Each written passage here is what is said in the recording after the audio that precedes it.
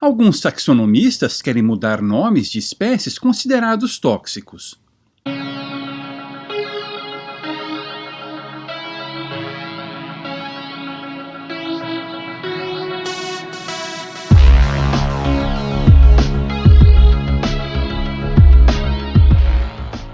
A taxonomia é um ramo da ciência relacionado com a categorização ou a classificação. Uma classificação taxonômica é um esquema para organizar coisas de forma hierárquica em grupos ou tipos. A taxonomia pode ser usada para organizar o conhecimento, como, por exemplo, em um sistema de classificação de documentos de uma biblioteca. Você já reparou nas etiquetas que ficam nas lombadas dos livros em uma biblioteca? Elas são uma classificação taxonômica, que serve para organizar os livros conforme o assunto, o autor e a obra. Já imaginou procurar um livro em uma biblioteca sem um sistema como esse? Seria muito difícil encontrá-lo, não é? Classificações taxonômicas estão por toda parte, no sistema de busca do Google, nos verbetes da Wikipedia, na tela de apresentação da Netflix, entre tantos outros.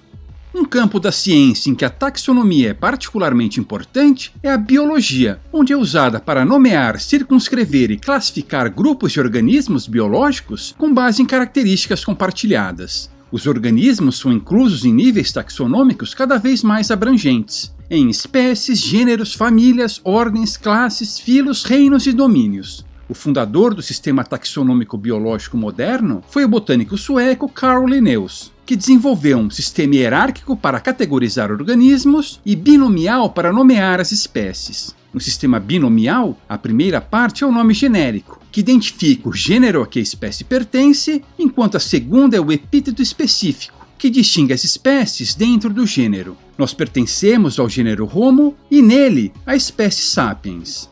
Dentro da biologia, a taxonomia é essencial. Sem uma classificação taxonômica confiável, não poderíamos, por exemplo, estimar a diversidade biológica, definir áreas prioritárias para a conservação e determinar as histórias evolutivas das espécies. Existem códigos internacionais que regem o processo de circunscrição e nomeação das espécies. Os códigos são específicos a certos grupos taxonômicos. Assim, os animais têm um código nomenclatural, as algas, fungos e plantas têm outro, e assim por diante. Um código define como os nomes são estabelecidos corretamente segundo aquela nomenclatura binomial, qual nome deve ser usado em caso de conflitos e como a literatura científica deve citá-los. Respeitando as regras, um taxonomista pode batizar a espécie que está descrevendo do jeito que quiser, ou pelo menos podia.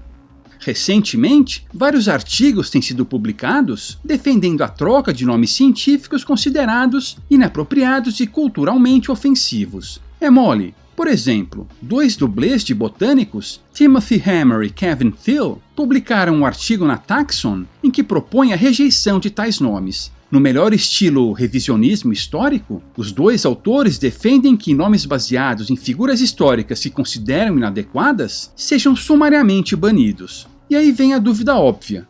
Quem decidiria isso? Quem determinaria quais as figuras históricas que não passam no crivo? Essas perguntas são retóricas, claro. Sabemos de antemão que a turma deles é que decidirá. E apenas as figuras históricas que se encaixarem na agenda política deles é que serão aceitas. A taxonomia ficará completamente politizada.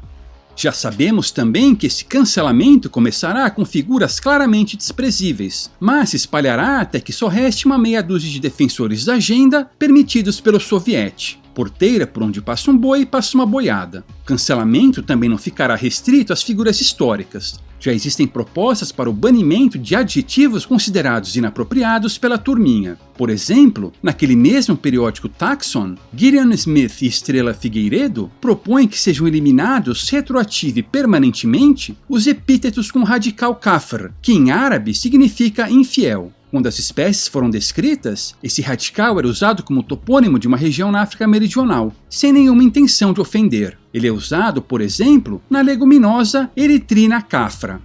Porém, os dois autores argumentam que, atualmente, essa palavra adquiriu uma conotação pejorativa e, portanto, deve ser sumariamente banida. Esse radical é usado em epítetos de 218 espécies de plantas vasculares, 13 espécies de algas e 70 espécies de fungos. todos teriam de ser mudados. O código nomenclatural atual diz que um nome de espécie legítimo não deve ser rejeitado simplesmente porque é inapropriado ou desagradável. Mas os dois encenadores de virtude dizem que o radical Kaffer vai além disso. Escrevem eles: é hora de a nomenclatura de algas, fungos e plantas levar em conta o que é percebido, pelo menos por alguns, como uma lembrança do passado colonial, eliminando o uso de tais epítetos ofensivos deliberada, completa e irreversivelmente. Como tudo ofende esse povo, vão sobrar poucas palavras.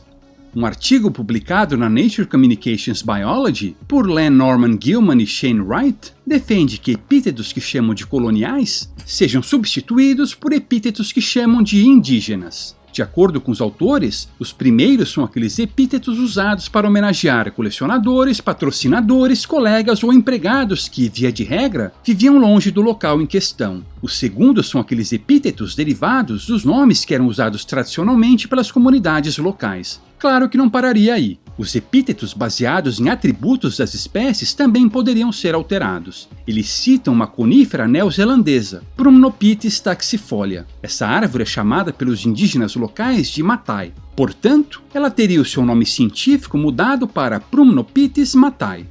Citei 3 artigos, mas há vários outros. Poderia fazer um vídeo de mais de 1 hora apenas citando propostas assim. Como tudo que é político, essas propostas vêm provocando a cisânia dentro da taxonomia. Muitos as defendem e muitos as criticam. Entre os críticos, há um artigo publicado por Luiz Ciríaco e colaboradores na Zoological Journal of the Linnean Society que diz corretamente que esse revisionismo ameaça a estabilidade nomenclatural e a comunicação científica. Eles reconhecem que há nomes que são ofensivos a alguns, mas que a prioridade da taxonomia deve ser uma nomenclatura universal e estável. Eles estão certos. Os taxonomistas lacradores podem batizar as espécies que descrevem de acordo com os critérios políticos que defendem. Entretanto, eles não podem impô-los aos demais taxonomistas.